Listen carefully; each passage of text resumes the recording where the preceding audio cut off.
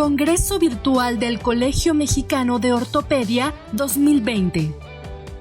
El doctor Luis Felipe Hermida Galindo es expresidente de la Sociedad Mexicana de Cirugía de Pie y Tobillo y exjefe de la Clínica de Pie y Tobillo, Hospital Germán Díaz Lombardo. El doctor Hermida hablará sobre osteotomías distales en hallux valgus. Gracias al colegio por la invitación a este congreso virtual. Las osteotomías distales del primer metatarsiano tienen sus indicaciones en un bunion doloroso e incapacidad para la función, descrita para ángulos intermetatarsianos menores de 13 grados en su inicio, y actualmente sabemos que se ha expandido la indicación hasta casos de 18 grados de intermetatarsiano. Hay que pensar bien en casos de una hipermovilidad cuneo-metatarsiana y también en casos de índices mayores a 18 grados, que también se llegan a realizar, sobre todo en técnicas de mínima invasión. La contraindicación relativa son pacientes con mala calidad ósea, edad mayor a 70 años, sobre todo en las técnicas abiertas.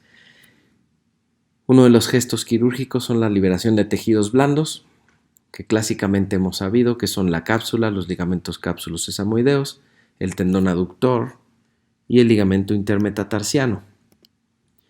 Sin embargo, se ha hecho una revisión anatómica sobre cadáveres y se ha llegado a la conclusión que el ligamento suspensorio lateral metatarso sesamoideo es fundamental para poder reducir la cabeza sobre los sesamoideos, además de la capsulotomía.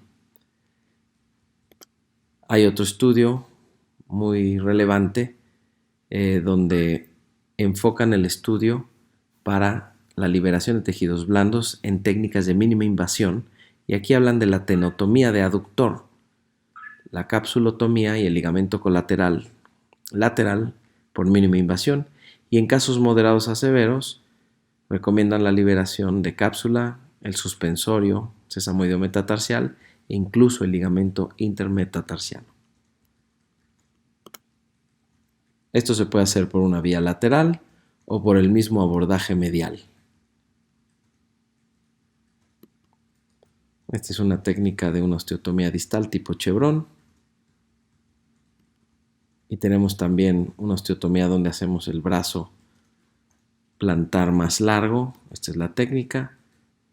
En lo personal, yo utilizo esta sierra como guía para hacer el segundo corte, de manera que puedo no hacer un corte en otra dirección o en otra angulación que me evite el desplazamiento.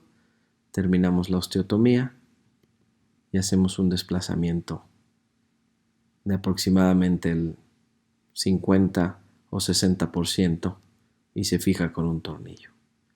También tenemos el chevron largo, que se parece un poco al scarf, y esto lo que hace es alargar hasta 3 centímetros la osteotomía.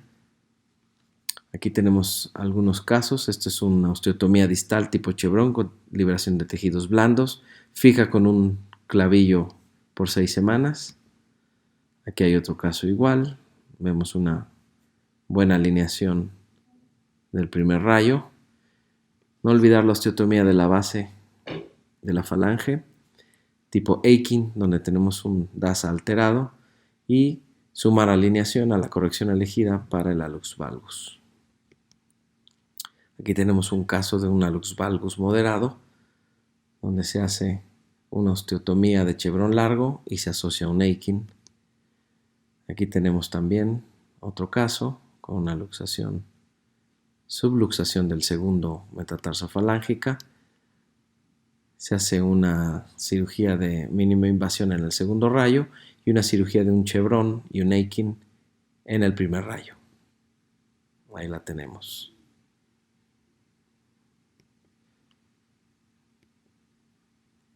Entonces aquí tenemos la imagen de un chevron con brazo plantar largo, con una incisión de aproximadamente 4 centímetros, y hacemos una muy buena corrección del ángulo intermetatarsiano y alineación del dedo con un buen resultado funcional. Aquí tenemos el chevrón largo. Este es otro caso de una chica con artritis reumatoide, 15 años. La radiografía de la derecha no es muy buena en su técnica. Sin embargo, tenemos esto, la deformidad de los dedos. Se hace un chevrón largo también con un efecto de alineación del pasa también. Se fija con un tornillo y tenemos una alineación muy adecuada. La osteotomía distal tiene un poder correctivo muy relevante. El corte biplanar lo indicamos cuando hay un ángulo DMAA alterado. Aquí lo podemos ver, ¿no? Esto es normal hasta 8. Aquí tenemos 13. Hacemos una planificación para hacer la osteotomía de chevrón, pero con una resección en cuña medial. Aquí tenemos esto, el abordaje. Hacemos la cuña medial para poder realinear este ángulo. Aquí lo estamos viendo muy bien. Fíjense cómo tenemos un ángulo prácticamente normal. Aquí tenemos otro caso donde también se hizo esta misma cirugía. Esta es una diapositiva cortesía del Dr. Ramón Viladot en Barcelona. La osteotomía tipo Kramer, que es una osteotomía cervical transversal y se fija con un clavo de Kirchner. El paciente se le deja apoyar y la clavija sale a la 5ª o 6ª semana. Bien aplicada, la técnica es bastante buena y funciona para este tipo de pacientes. Aquí tenemos otro estudio radiográfico postoperatorio. Esta es otra técnica distal. Este es un artículo reportado por el doctor Ezequiel Palmenovich, donde se coloca una placa donde mantiene el desplazamiento y evita la reducción del fragmento a los 5 meses, con un Aikin también. Y hablaremos por último de la osteotomía de Bosch, que es parecida a la osteotomía de Kramer, solo que por métodos percutáneos. Aquí tenemos este paciente y donde lo que hacemos es realizar un abordaje con un bisturí de mínima invasión. Previamente colocamos ya el clavo en el dedo, falange distal y proximal.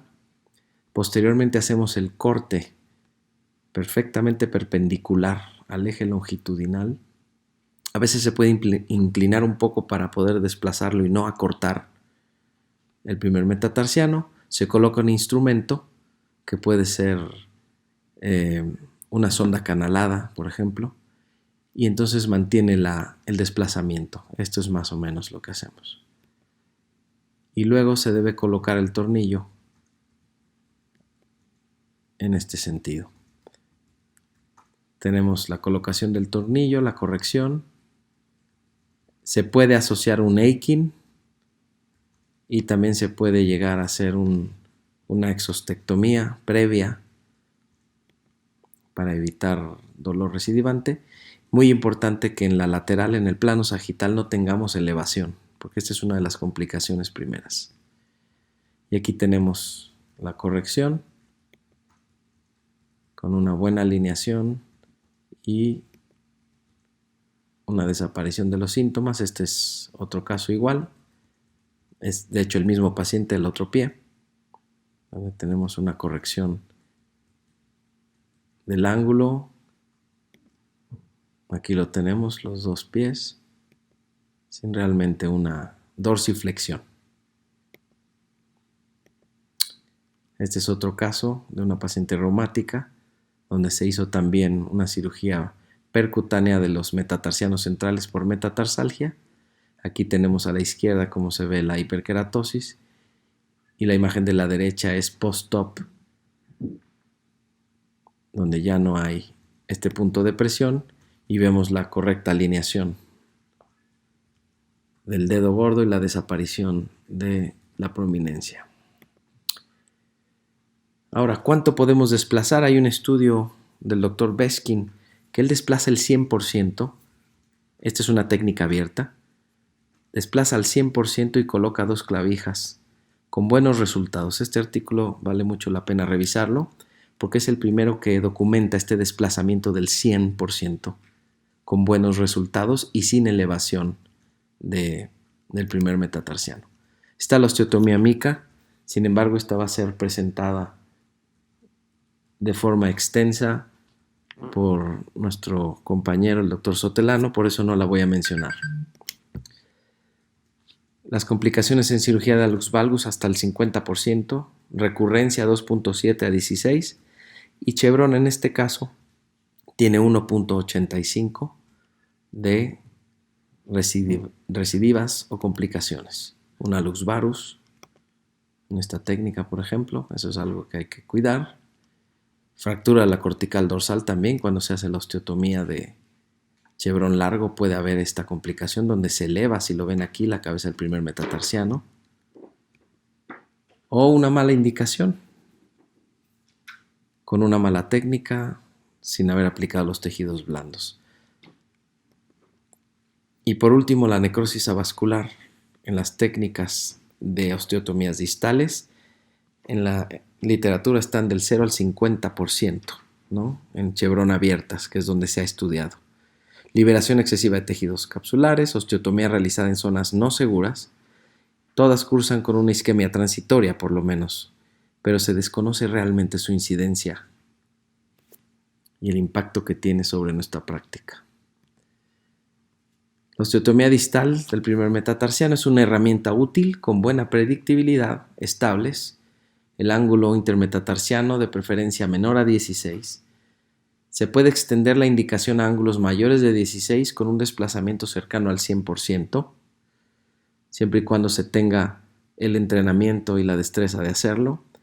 Tiene una baja tasa de complicaciones y sin duda se han recobrado su relevancia con las técnicas mínimo invasivas en ángulos intermetatarsianos mayores con fijación con tornillos. Muchas gracias.